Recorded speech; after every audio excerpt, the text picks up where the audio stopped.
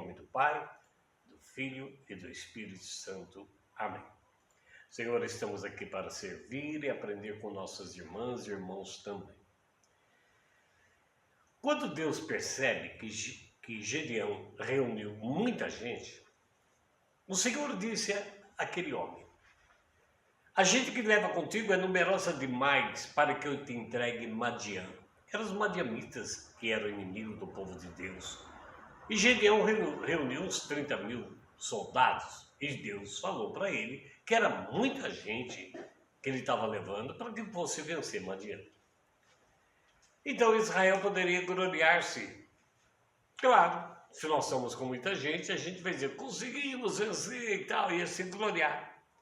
Então, o Senhor disse para ele: nunca vão pensar que foi eu que livrei, mas vocês vão ficar orgulhosos porque vocês são numerosos. Então avisa a todos o seguinte: quem for medroso, quem for tímido, volte para trás e deixe a montanha de Gilboé. 22.000 pessoas, 22.000 homens convocados voltaram, ficando ainda com 10.000 ao lado de Gedeão. E o Senhor disse a Gedeão ainda, na segunda aparição: ainda é muita gente que você está levando.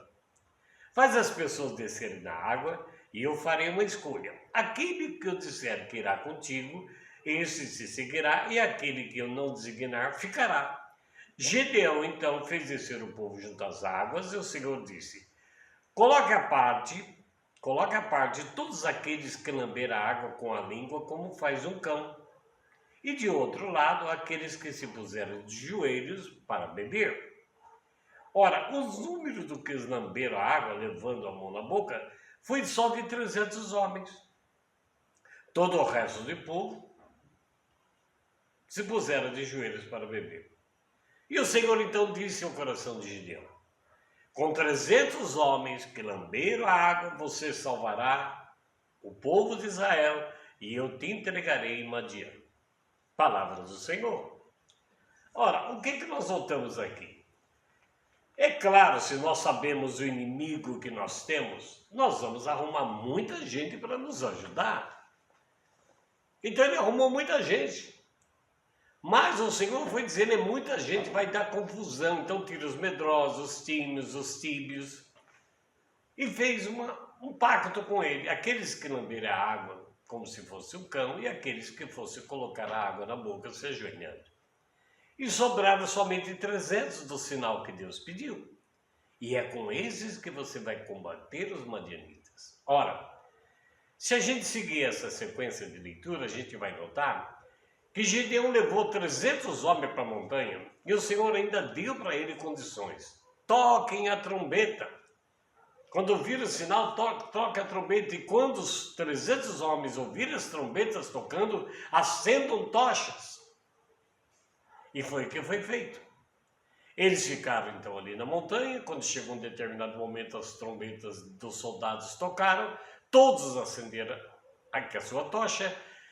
E o inimigo lá embaixo na planície viu aquele fogaréu no meio da montanha. E levantaram assustados, com as espadas ainda seminus, e começaram a atacar um outro no meio da escuridão, desesperado, por causa do tamanho da claridade que vinha lá da montanha. E foi assim que Gedeão venceu. Queridos, para vencer o inimigo de nossas almas, a gente precisa de ajuda. Mas não precisamos de quantidade, nós precisamos de qualidade de cristãos que possam realmente lutar com firmeza, com fé, crendo que o Senhor está nos dando a vitória. Caso contrário, nós vamos achar que nós é que estamos fazendo isso e não damos a glória para o Deus que nos dá capacidade para isso.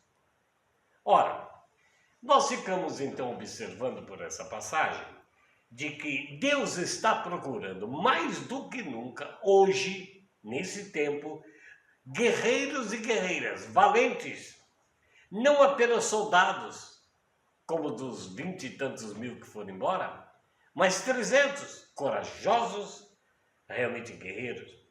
Ele está chamando homens e mulheres nesse tempo de hoje, nesse tempo que estamos vivendo, conquistadores, de coração abrasados pelo poder do Espírito Santo, e não pessoas cristãs requentados ou desmotivados. Porque qualquer coisa está desanimando o povo de Deus. Ora, ele está à procura então de homens e mulheres que tenham um compromisso com a sua palavra e com a sua vontade. Ele está escolhendo pessoas casadas, solteiras, qualquer idade, também jovens, como guerreiros, separando de maneira silenciosa por toda parte. Deus não quer o número, Ele quer a qualidade de cada um de nós. Ora, a primeira seleção, 22 homens foram embora. Então, o tempo de guerra é assim, meu irmão, minha irmã. Reduz-se a quantidade para que os que aqui ficarem sejam guerreiros destemidos, de coração abrasado, cheios do poder do Espírito Santo. O Senhor, então, acabou reduzindo a 300 soldados apenas. Ora, se nós pensarmos, homens nessa quantidade não vão dar conta do inimigo, mas é Deus que está fazendo, escolhendo e dando a direção. Depois que Deus escolhe, então, como vimos aí em Juízes, o Senhor começa a adestrar as pessoas, começa a adestrar a minha vida, a sua vida, começa a nos equipar. O Salmo 143, versículo 1 diz: Bendito seja o Senhor, o meu rochedo, minhas mãos para o combate é que ele adestra, meus dedos também para a guerra. Nós estamos vivendo um tempo de desânimo, de esfriamento. Por quê? Porque nós estamos num tempo de uma guerra espiritual mais do que nunca.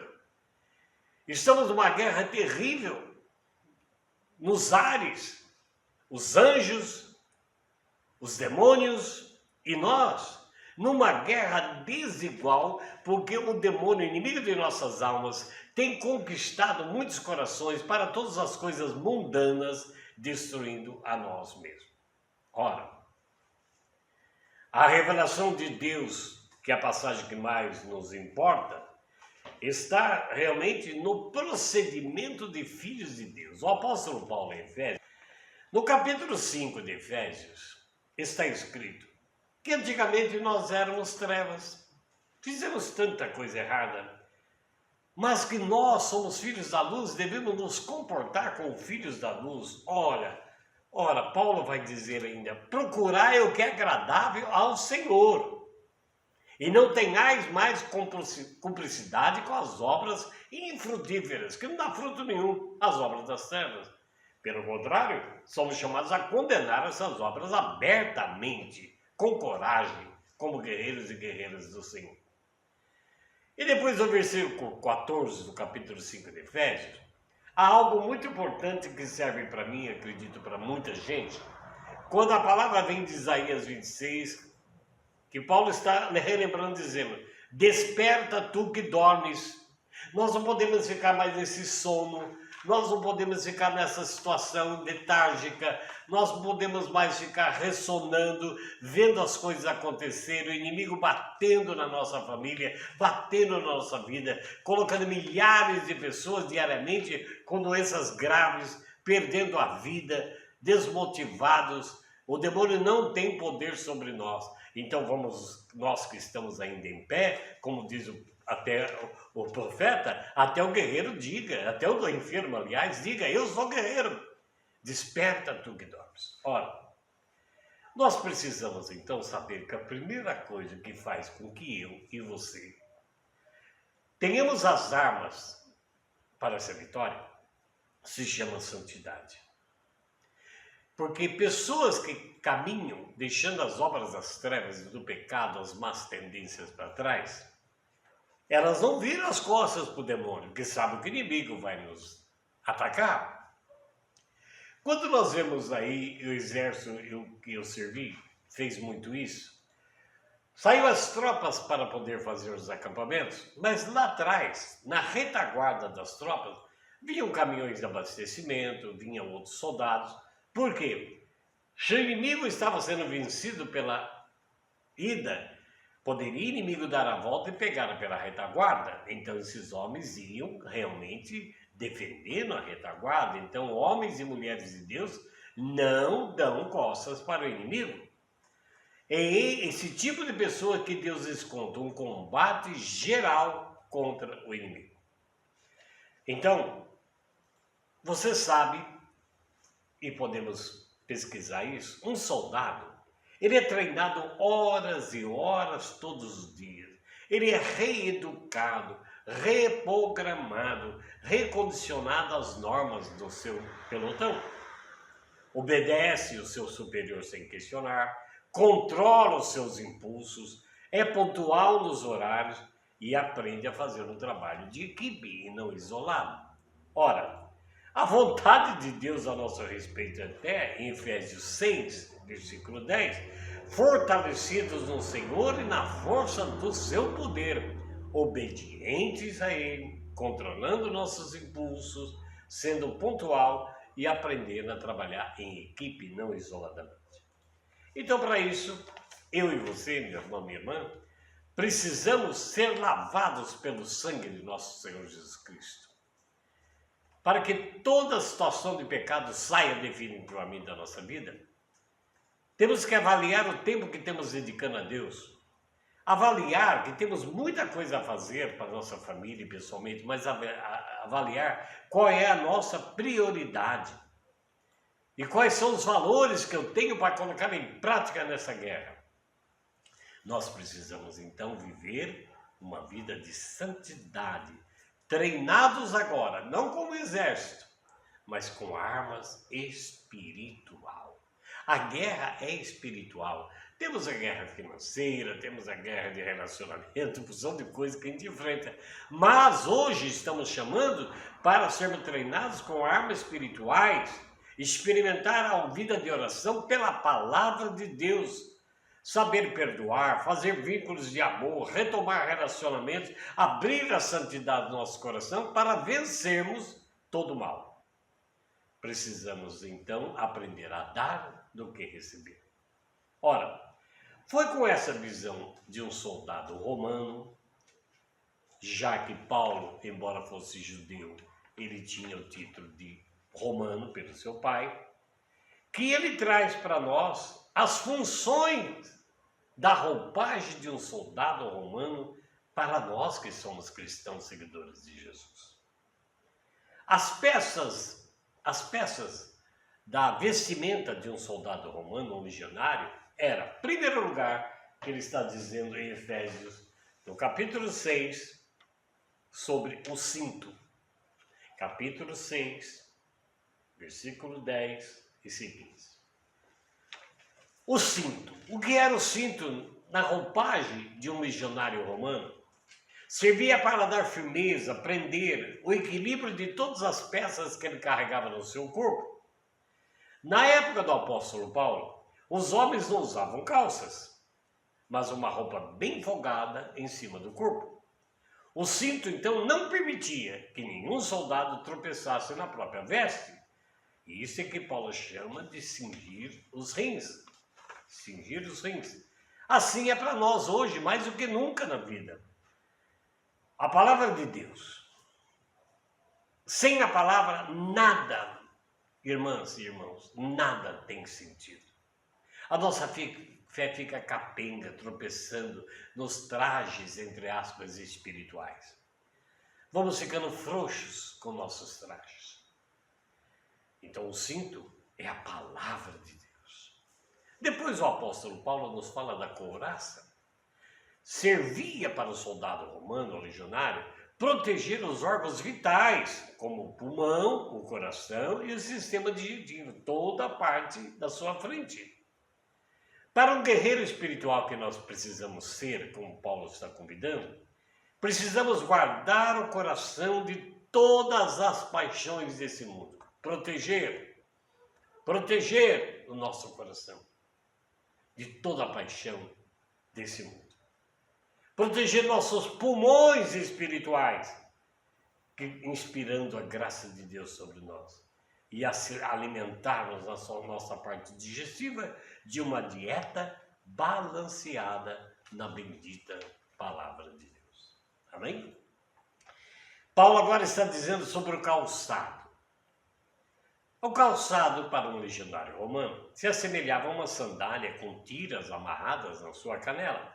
Esses calçados tinham propriedades muito especiais. Primeiro, não machucavam os pés, mesmo quando eles faziam longas caminhadas, eram calçados leves e não cansava, como acontecia com alguns tipos de bota naquele tempo, porque as sandálias mantinham os pés dos soldados firmes no chão, o que trazia um excelente equilíbrio durante a luta que ele enfrentava com seu inimigo. Assim, o que isso serve para nós? Qual é a lição que nós tiramos disso? Os calçados do Evangelho da Paz. Calçados do Evangelho da Paz. Deixa nossas vidas, quando nós temos paz no coração, somos aliviados de todo o fardo que Satanás tem colocado sobre o povo de Deus. E passamos a viver então, a partir daí, de uma vida firme, leve, curada. Era verdade que esses calçados nos fazem deslizar nas nossas vidas, acima de qualquer circunstância, livres de toda a tentação de Satanás e os demônios do inferno. Precisamos ter, então, a sandália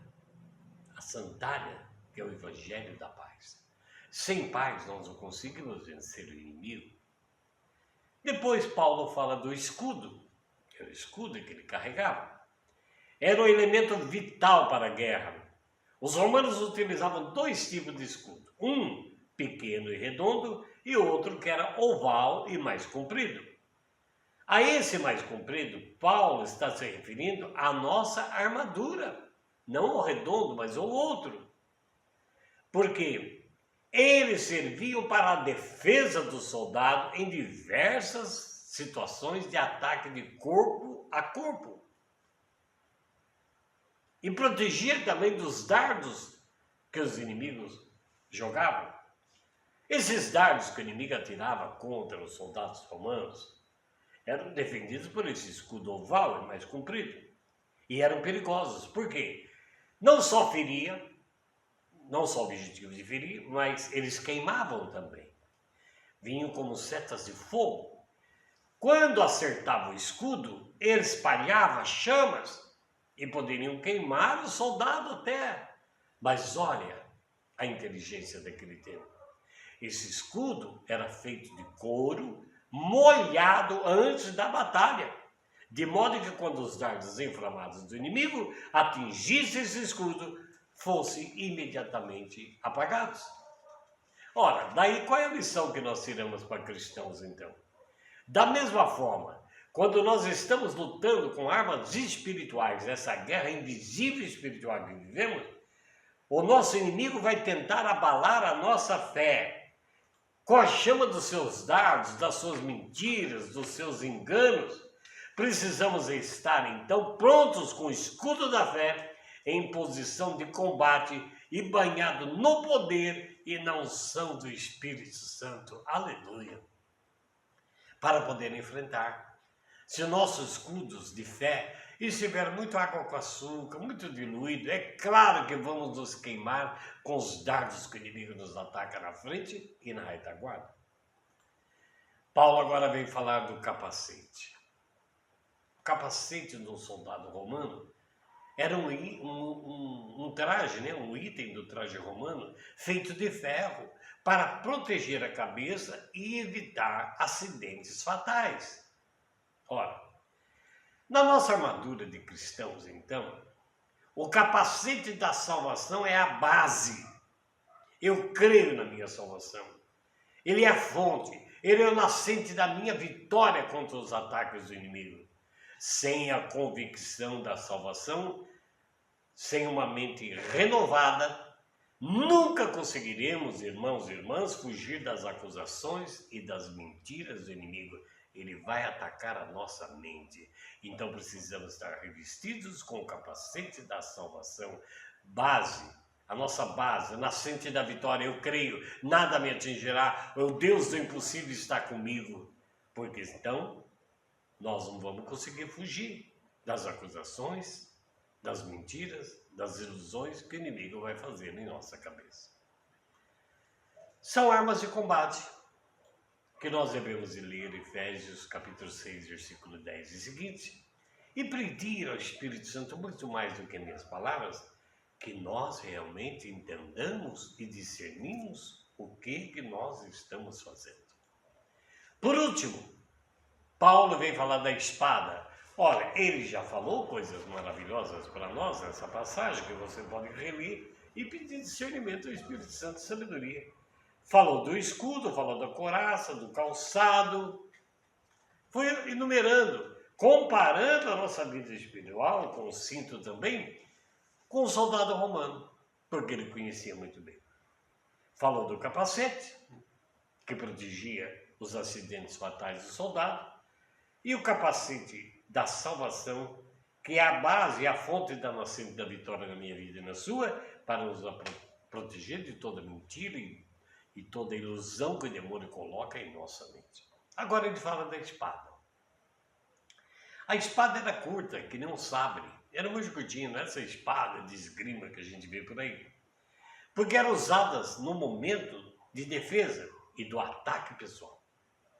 Não eram espadas longas, a maioria que era usada eram espadas pequenas. Ora, e o que eu posso trazer para a minha vida espiritual como arma de combate? Da mesma forma, na vida espiritual, precisamos saber manejar a palavra de Deus. A Bíblia não é uma roleta russa que eu abro aqui e quero que o Senhor me dê a palavra. Nós temos que entender, ler, pedir sabedoria, viver, praticar, ensinar as pessoas realmente, porque é a forma espiritual de manejar habilmente, com habilidade, a palavra de Deus, que é uma arma poderosa que Jesus usou no deserto contra Satanás, quando eu quis trazer 3 ilusões para ele: a riqueza, a necessidade da fome e a adoração. Se você ler aquelas tentações do deserto, você vai notar que Jesus citou 3 vezes a palavra de Deus. Então a nossa espada, quando vier a guerra, o combate, é usarmos a palavra de Deus. Quando o inimigo dizer que nós não temos mais jeito, tudo posso naquele que me fortalece. Quando ele falar que você não tem mais ninguém, se Deus é por mim, quem será contra mim? Essas são as armas da espada que vai afastar definitivamente o demônio de nossa vida, esse inimigo feroz. E o apóstolo Paulo ainda diz, a palavra de Deus, aliás, em Hebreus capítulo 4, versículo 12, que a palavra de Deus, irmão, essa palavra, que muitas vezes é deixada de lado, que a palavra de Deus é viva e eficaz, mais cortante do que uma espada de 2 gumes. O que significa? A espada de 2 gumes, ela corta tanto de um lado como do outro, tanto a direita como a esquerda. Ela é mais eficaz do que isso.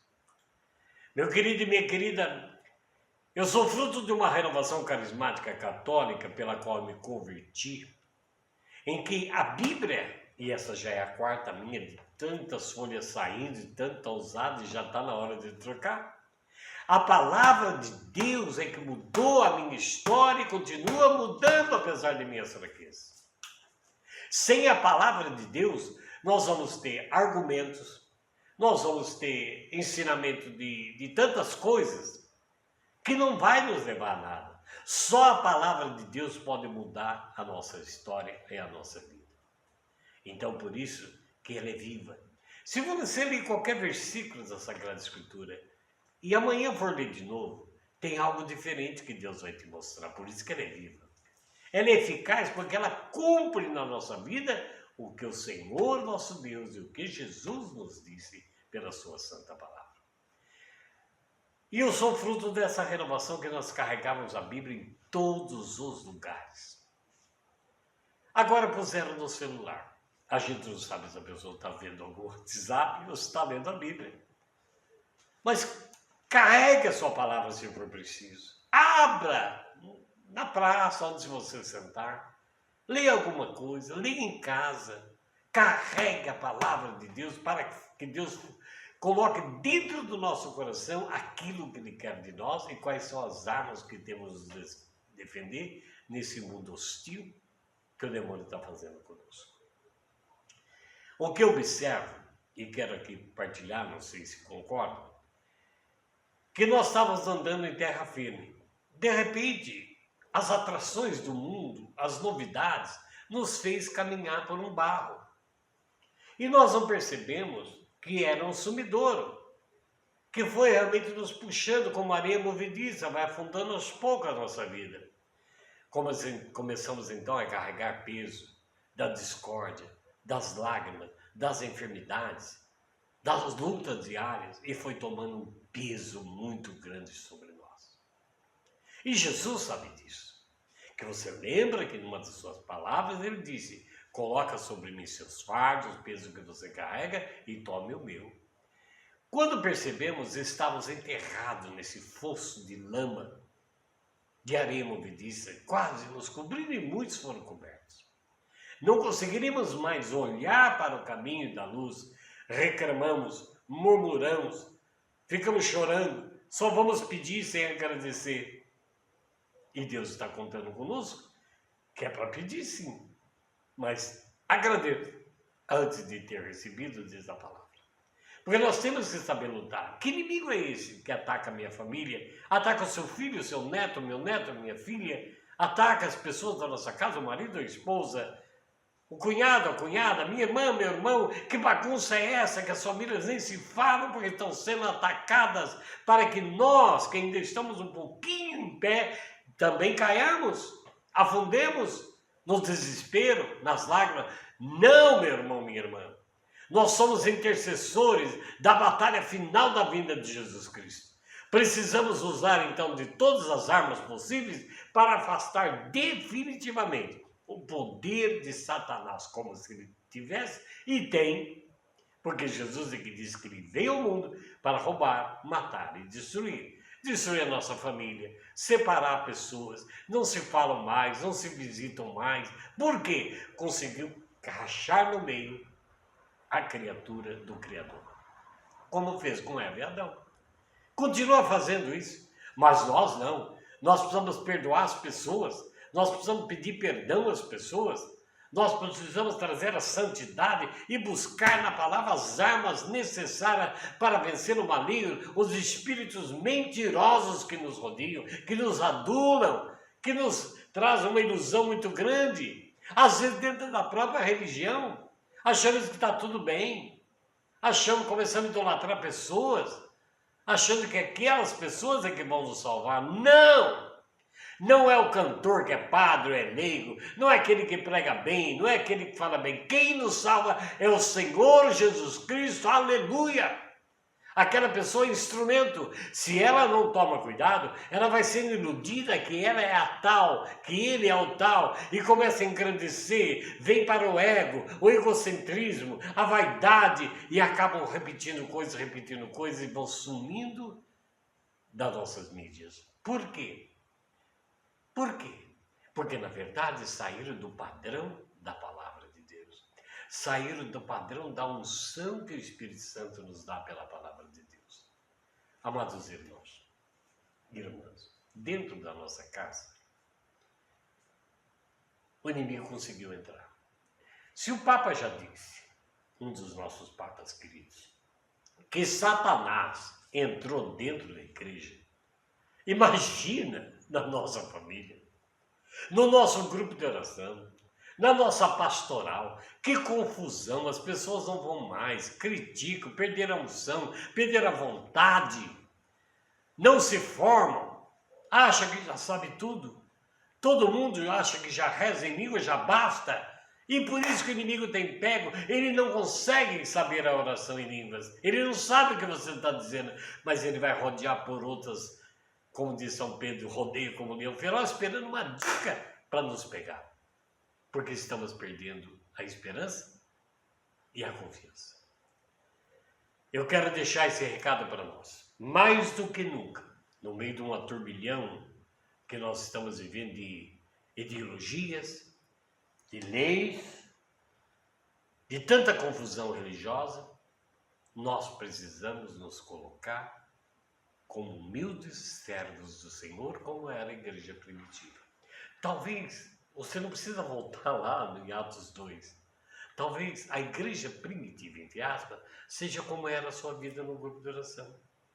Lembra que humildade que nós vimos? Podia falar quem viesse falar, a gente orava, a gente cantava, aplaudia. Ninguém tinha orgulho, ninguém queria cargo, ninguém tinha vaidade. Nós só íamos para louvar o Senhor. Isso é voltar à essência do primeiro amor. Isso não morreu, meu irmão, minha irmã. Podemos crescer em sabedoria, usar de toda a tecnologia que o mundo nos dá para falar de Deus, mas não podemos perder a essência. Por isso que muitos não sentem mais gosto. Eu não sinto mais Deus falando comigo, eu não sinto mais gosto, e vão falando, vão reclamando, vão murmurando, e estamos perdendo a direção da nossa vida. Eu quero fazer um desafio. Se você puder hoje ainda, ou amanhã nesses dias, buscar força diante da palavra de Deus que te fortalece. E que esse Deus amado que deu seu próprio Filho para morrer por nós, derramar seu sangue na cruz em expiação de toda a nossa miséria, tem poder. Ore. Imponha as mãos sobre as pessoas da sua casa sem ter vergonha e medo. Imponha suas mãos, repreende e expulsa da sua casa e da vida de nossos queridos familiares todo demônio que tenta e destrói a unidade e a vida com doenças terríveis. Todos que estão sofrendo nesse instante, que precisa da nossa intercessão, só venceremos esse mal, não pelo chororô, não pelo mimimi, não por coisas modernas, mas pelo poder do Espírito Santo, quando você tem essa capacidade. Esse tesouro está dentro de nós, amados. Oh, glória a Deus, está dentro de cada um de nós. Basta a gente colocar em prática, que em nome desse Deus, eu repreendo essa enfermidade, eu repreendo essa discórdia, repreendo essa miséria, porque o demônio não vai me conseguir destruir. Ele não pode tocar nossa vida é de Deus, mas ele pode fazer todo o resto para desanimarmos com Deus. Por isso, vem a palavra de Deus, o capacete, a espada, tudo que Paulo está nos ensinando em Efésios capítulo 6, versículos 10 e seguintes. Nós não lutamos contra homens. Para que essa briga que você está fazendo com o seu pai, com a sua mãe? Para que você está fazendo essa confusão com o seu marido, sua esposa? Para que você está discutindo com seu filho e sua filha? Paulo está dizendo as ciladas do demônio, porque não é contra homens de carne e sangue, não é as pessoas da sua casa, não são políticos que você está lutando, mas você está lutando contra principados, potestades, príncipe desse mundo tenebroso. Você está lutando contra as forças espirituais espalhadas, essa realmente força espiritual do mal espalhada nos ares. Nós estamos numa guerra. Para que nós possamos resistir, temos que tomar a armadura de Deus, defender o nosso coração, defender a nossa parte digestiva, nossos pulmões contra os dardos do inimigo. Ficar alerta, Paulo diz. Poxa vida, alerta, espertos mesmo. Quando acontecer alguma coisa, já volta o pensamento para Deus, para que a gente, realmente ficando alerta, possamos nos cingir com a verdade, com a couraça da justiça, os pés calçados e prontidão para anunciar o evangelho da paz. Sobretudo, Paulo ainda diz, pegue o escudo da fé, para que vocês possam apagar os dardos inflamados que o inimigo tem jogado sobre você. E por fim ele diz, tome a espada, o capacete da salvação e a espada do Espírito Santo, que é a palavra de Deus. Depois ele traz aquilo que nós já fazemos, porque você deve fazer isso. Intensifica as suas invocações e as suas súplicas. Mas antes se revista das armas. Orai em toda circunstância no Espírito, no qual perseverai em intensa vigília. Lembra do que já disse lá Acorda, tu que dormes? Pois isso, vigília, espertos na alma, o demônio não vai me pegar por aí.